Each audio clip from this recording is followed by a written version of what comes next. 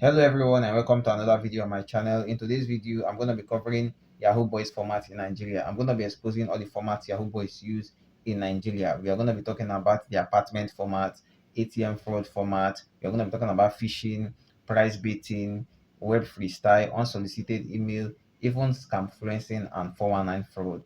We are going to be covering all of this. Now, the essence I'm making this video is for information and education purposes, not for you to go and use this format. You need to just be aware of this format. Okay, so before we go into this format, why do people go into scamming and fraud in Nigeria?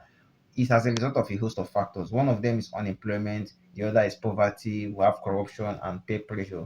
A whole combination of these factors is the reason why most people go into scamming in Nigeria.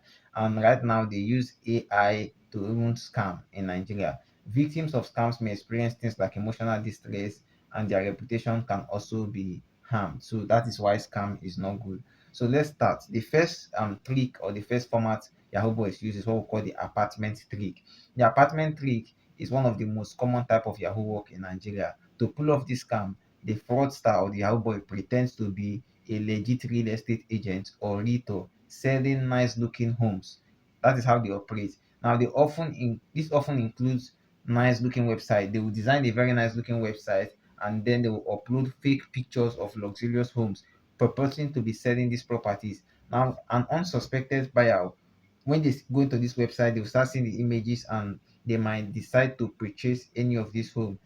In reality, this home does not exist. It's actually not located anywhere in any country. Okay, so what these scammers do is they will tell you to make payment for this, and once you make payment, boom, they will shut down the website and block you from accessing them. So this is how the apartment format works. The second trick, or the second method, is the ATM fraud. Now this one is very common even in Nigeria. It's called local.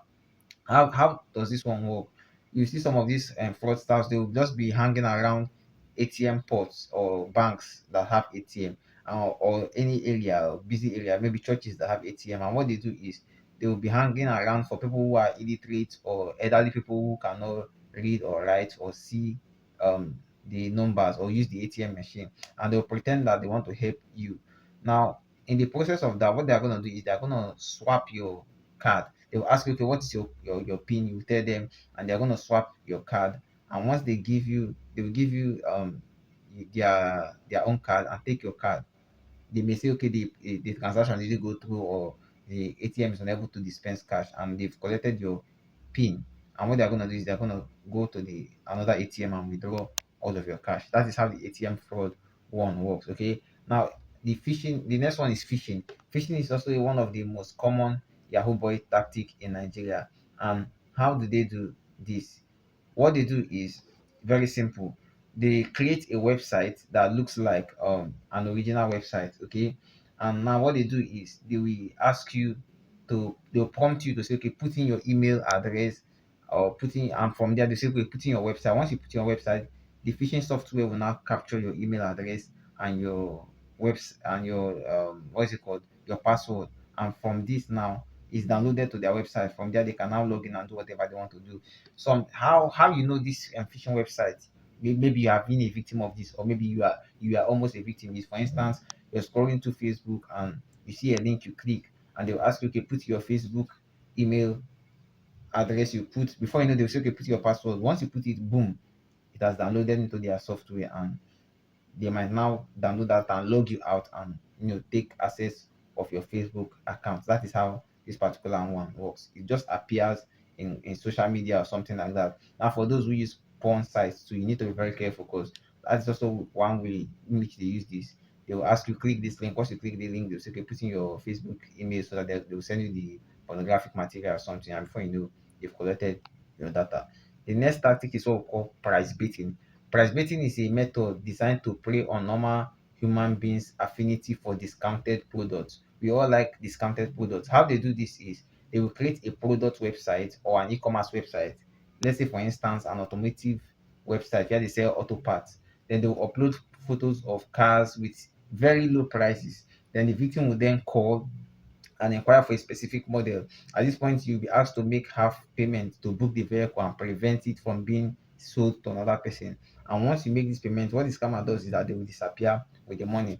Also, if you're someone looking for homes, they will post themselves as agents, especially on TikTok. They'll say, okay, we are an agent for this what is it called? Agent for this housing property. And they will say, okay, pay for inspection fee or something like that, so that some other person doesn't take the house.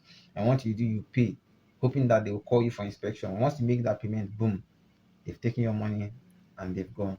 That is how that price beating on works. Okay, so you need to be very, very careful of this. The next method is web freestyle. Okay, most 419 and Yahoo boys in Nigeria use this format. And how does this one work? It involves creating fake profiles on popular dating websites and dating apps. The scammer will not pose as a needy student, or maybe a divorced wife or a divorced husband. And you just create something that will stir up your emotion.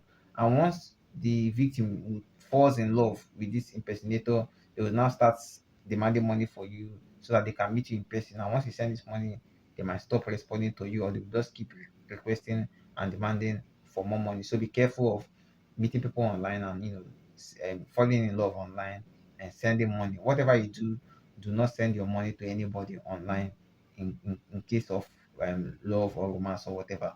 The next method is what we call unsolicited email. Now, an unsolicited email scam, it plays on people who love winning free stuff. If you're somebody who love winning free stuff, you might be a victim of this. Now, what these scammers do is sometimes they go and purchase emails, or they might collect an email. There are people who send emails. They will collect your emails belonging to both locals and foreigners, and then they will send you an email telling you that you just won a jackpot or you just won a lottery. And the victim, which is whoever it is, might be asked now to send a small amount as a processing fee for the award or for the lottery. Once you send that money, the scammer will stop communicating with you. Okay, so scammers impersonate trusted sources using fake email addresses and logos to create a sense of urgency. The emails may contain urgent requests or warnings or too good to be true offers. All of this is just to bypass your critical thinking and critical logic, and before you know, you've fallen for it. Okay, one thing is, for instance, they might create a website or an email that looks very similar to that of a trusted organization and told you, okay, you just want this, and they'll say, okay, make this little payment, and once you make that payment, boom, you stop hearing from them. Now, one other method which they use, which this one is very common, is called the 419 fraud. 419 is something that's always been in Nigeria. Okay, now how does this one work?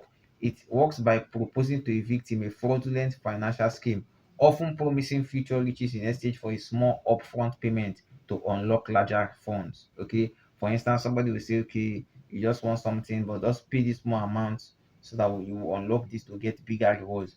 And before you know, boom, you're done. Now I'm going to tell you a little bit history of 419. 419 is that term 419 is actually gotten from a section of the criminal code in Nigeria. Section 419 is where this 419 got its name from. Okay, and the next one is scamfluencing. You need to be very careful of this one because this one is common. It's very common. There are many influencers, some of them are comedians, some of them they've created a natural audience on social media.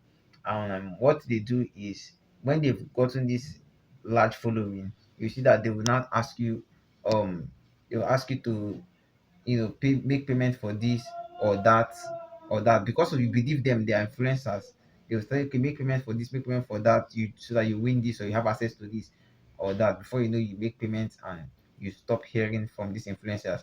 And in Nigeria, what most of these influencers do now, they will now come and say, okay, I wasn't the one, who it is AI or something like that. So you have to be very, very careful of this. So these are the whole Yahoo Boys formats that are used in Nigeria. But I'm going to go further and tell you what helps these Yahoo boys to succeed in this. Number one is timing. Most Yahoo boys engage in bank related fraud, such as the credit card phishing or ATM fraud or price betting. They do these things on weekends so that you will not be able to access your bank. Maybe they will do this on Saturday, Friday, or Sunday, so that you will not be able to access your bank to cancel the transaction or stop or block your account, so that they will not carry out their evil. The next thing that helps them is bank networks. Some of these Yahoo boys have contacts inside banks. For instance, when they do the ATM swap, the ATM card swap, what they'll do is they will now go into the bank and meet one of these tellers and say, okay, I want to withdraw this large amount of money, and boom, they will just agree at a fee and withdraw that amount of money. Another thing that helps them is corruption and societal rot. Okay, Nigeria is somewhere where people just glorify people who have money without asking them how they made money. Okay, so this thing also helps them. Nobody questions anybody, even the EFCC. They don't question. They just, yeah, most of them are just there to. Some of the corrupt officials are there to make their own money and collect their own quotes. Also, another thing that helps these Yahoo boys is VPN. VPN helps change location. So some of them, when they want to operate, they just change the VPN, use VPN to change their location, and you won't be able to trace them. Okay. Internet, they use internet, smartphones and laptops too. Every Yahoo boy needs internet connection, smartphones and laptops to carry out their evil. Okay. Now, what is Yahoo boy? What is the meaning of a Yahoo boy? A Yahoo boy is somebody who commits crime, normally using the internet. And the term Yahoo boy comes from the email service provider Yahoo.com. Okay, because that is the email most of them use in operating. Okay, now I'm gonna mention some of Yahoo boys in Nigeria, the ones that at least have been confirmed. Hush Puppy is one of them. He's currently serving. Then Woodbury, he was also caught alongside Hush Puppy as and then Invitus Obi is also one of the Yahoo boys in Nigeria. Okay, so that's how these boys operate in general. And you may have heard of the word HK. HK means headquarters. Is a place or an apartment where most of these boys gather and carry out their criminal activities.